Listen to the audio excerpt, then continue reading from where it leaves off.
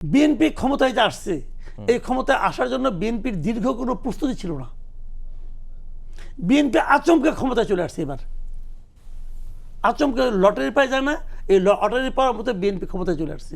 বিএনপির এই জন্য কোনো প্রস্তুতি ছিল না, বরঞ্চ ক্ষমতায় না এসেও এই প্রস্তুতি নিচ্ছে জামাত ইসলাম। ক্ষমতা মানে খেলে সংসদটা না তো ভাই, ক্ষমতা মানে পুরো রাষ্ট্র ব্যবস্থা। এই রাষ্ট্র ব্যবস্থার সব জায়গায় জামাতে ইসলাম একদম পরিকল্পনা করে করে তার নিজস্ব লোককে বসাইছে।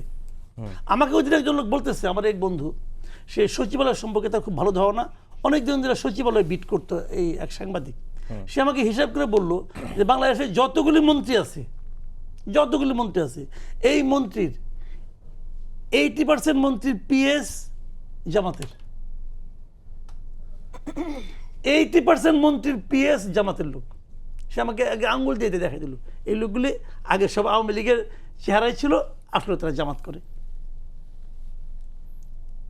তাহলে এখন পিএস এর উপর অনেক কিছু ডিপেন্ড করে ভাই। তো খারাপ করলাম কি আমি তো এটাই বলছি। ওইটা আছে আমি বলি, কিন্তু ওইটা তো একভাবে আছে প্রশাসনে, আমি বললাম। কিন্তু মন্ত্রী তো মনে করতেছে মিনিস্ট্রি আমি চালাই, সচিবের কথা সে বলে না, কিন্তু আমাকে বলছে PS, and PS is powerful. একটা বড় অফিসে যিনি বস, ওই বসের অফিসে সবচেয়ে পাওয়ারফুল কিন্তু বস মনে করে আমি, আসলে পাওয়ারফুল হলো তার পিয়ন আর তার গেটকিপার।